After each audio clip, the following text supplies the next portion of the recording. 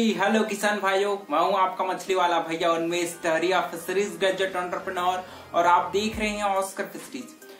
पूरे इंडिया में अभी मौसम थोड़ा सा बिगड़ा हुआ आपको नजर आता होगा। बादल बहुत ज्यादा अभी सभी क्षेत्र में, इंडिया के सभी क्षेत्र में आपको मौसम है वो अनुकूल नहीं है अभी मछली पालन के लिए। तो इसी वजह से मछली पालक भाइयों को प्रॉब्लम्स आ रही है। तो मुझे लगा कि ये वीडियो आपको थोड़ा सा हेल्प पहुंचाएगी कि उन कंडीशन में जब आपके बादल हैं वो घिरे हुए हैं और मछलियां अच्छे से फिट नहीं कर रही हैं, मछलियां तालाब की सरफेस में आ रही हैं, या फिर आपके वाटर पैरामीटर्स हैं वो ठीक से मेंटेन नहीं हो पा रहे हैं, तो आपको अपने इस मौसम खराब होने की परिस्थितियों में क्या क्या सावधानियां रखनी चाहिए, क्या करनी चाहिए, उन सभी के बारे में हम लोग इस वीडियो में बात करेंगे। सबसे पहला काम, जब भी आपके मौसम में चेंजेस आती है तो मछलियों का जो बॉडी का जो फंक्शन है दोस्तों वो थोड़ा सा इनबैलेंस हो जाता है। मछलियां स्ट्रेस में आ जाती हैं, इसी वजह से उनका फिट करना वो स्टॉप हो जाता है। तो मैं आपको सबसे पहला सलाह दूंगा कि जो भी आप मछलियों को अगर 3 टाइम फीडिंग कराते होंगे और अगर बादल घिर चुकी है आपके क्षेत्र में, तो आपको अपने फीड को पहली बात तो स्टॉप कर देना है। इसका मेन रीजन ये रहता है कि आपके मछलियों को क्योंकि स्ट्रेस में है, क्योंकि बादल है वो घिर चुकी है और मछलियां तालाब के नीचे बैठ जाती हैं।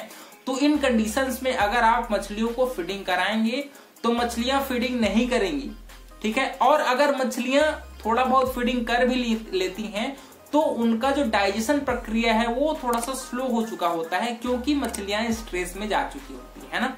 तो आपको सबसे पहला काम करना है कि अपने फीड को, बादल अगर घिर रहा है और पानी गिरने की संभावना है तो आपको फीड की फ्रीक्वेंसी या तो एक बार बस खिलाइए या फिर पूरी तरीके से स्टॉप कर दीजिए, ताकि फीड का वेस्टेज है वो बच जाए। दूसरा इफेक्ट डालता है ये आपके ऑक्सीजन के लेवल में। आपको पता होगा कि मछली पालन में 5 ppm आपके ऑक्सीजन का लेवल है वो हमेशा होना ही चाहिए। लेकिन बादल घिरने की परिस्थितियों में आपके तालाब में फोटोसिंथेसिस प्रक्रिया, जो प्रकाश संश्लेषण की प्रक्रिया है वो बहुत धीमी हो जाती है। इस वजह से ऑक्सीजन का प्रोडक्शन है वो कम हो जाता है।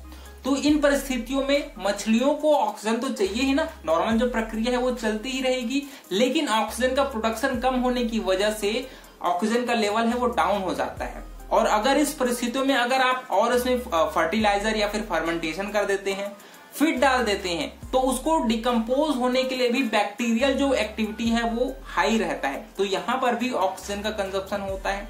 तो अगर जब भी आपकी अनुकूल परिस्थितियां नहीं रहे मछली पालन के लिए, तो आपको अपने ऑक्सीजन लेवल को सबसे पहले चेक करना है।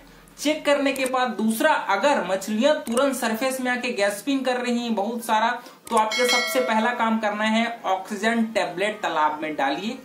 ऑक्सीजन टेबलेट अगर नहीं होगा तो अगर एरेशन की सुविधा होगा तो एरेशन को जरूर आप चालू कर दीजिए, तो ताकि ऑक्सीजन का कंसंट्रेशन है वो आपके तालाब में बढ़ पाए।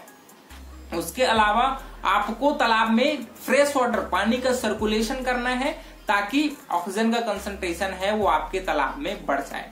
बहुत बार ये भी होता है कि जैसे आपके तालाब में ऑक्सीजन की कमी पड़ती है, वैसे ही कार्बन डाइऑक्साइड का सेचुरेशन है वो बढ़ जाता है। इससे आपके तालाब है दोस्तों वो एसिडिक हो जाती है और इससे अमोनिया, हाइड्रोजन सल्फाइड, ये सारी गैसेस भी आपके तालाब में बढ़ जाती हैं। तो इसको आपको कंट्रोल करने के लिए सबसे पहला काम, आप एरेशन चला सकते हैं। उसके अलावा आप उसमें जो डोलोमाइट आता है उसको भी आप उसमें प्रयोग कर सकते हैं। डोलोमाइट की जगह आप जियोलाइट जो आता है उसको भी आप प्रयोग कर सकते हैं। प्रति एकड़ आपको जियोलाइट है दोस्तों वो आपको 25 किलो पर एकड़ के हिसाब से आप अपने तालाब में डोज डाल सकते हैं। जियोलाइट का मेन काम होता है आपके ऑक्सीडेशन प्रोसेस को बढ़ा देता है, जिससे अमोनिया गैस जो बन रहा है दोस्तों वो बाहर निकल जाती है। और बहुत सारे जो आपके प्रोबायोटिक आती है, एक्वा हर्ब बहुत सारे आ रहे हैं, जैसे आपका यूका फ्रेश का आ रहा है अमोनिया कंट्रोलर, उसका भी प्रयोग कर सकते हैं। जो भी आपके पास अवेलेबल केमिकल्स होंगे उसको तालाब में जरूर प्रयोग करिए, क्योंकि बादल गिरने की परिस्थितियों में ammonia gas, carbon dioxide gas, hydrogen sulphide gas, ये सारी गैसेस का कंसंट्रेशन है वो तालाब में बढ़ जाता है। तो उसको कंट्रोल करने के लिए आपको अपने हिसाब से ट्रीटमेंट जरूर करना चाहिए। खराब हुई और अगर अचानक से पानी भी गिरना शुरू हो गया, वो भी आपके मछलियों के लिए थोड़ा सा घातक साबित हो सकता है।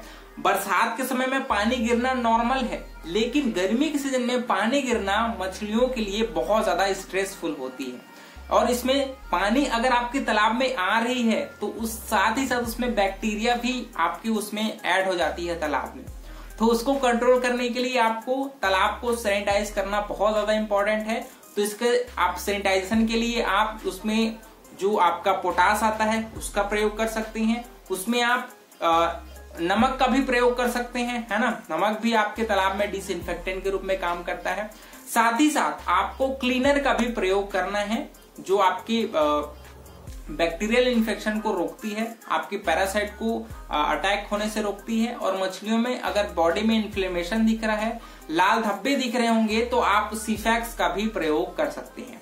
तो ये आपके ऊपर है, मछलियों को थोड़ा गौर से देखिए कि उसमें कुछ बीमारियां लगी है कि नहीं। लेकिन आपको मछलियों का सैंपलिंग जरूर करना है ताकि मछलियों को आप अच्छे से चेक कर पाए।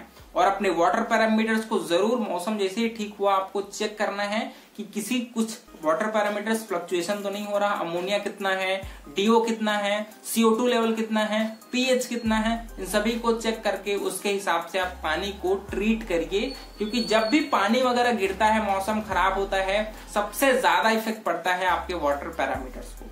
तो इन सभी चीजों को आप थोड़ा सा गौर करिए। और कुछ प्रॉब्लम आता है तो हमसे कांटेक्ट कर सकते हैं, इस नंबर पर कॉल कर लीजिए। हमसे कंसल्टेंसी की सर्विस चाहते हैं, उसके बारे में भी हम बात कर सकते हैं। और कुछ प्रॉब्लम हो तो हमसे कांटेक्ट जरूर करिए। किसान भाइयों, अगर आपको ये वीडियो हेल्पफुल लगा हो तो वीडियो को लाइक जरूर करिए। ऑस्कर फिशरीज को सब्सक्राइब करना बिल्कुल मत भूलिएगा। मिलते हैं अगले वीडियो में, तब तक के लिए बड़ों को सम्मान करिए, छोटों को प्यार करिए और खुद का ढेर सारा ख्याल रखिए। Thank you, thanks for watching.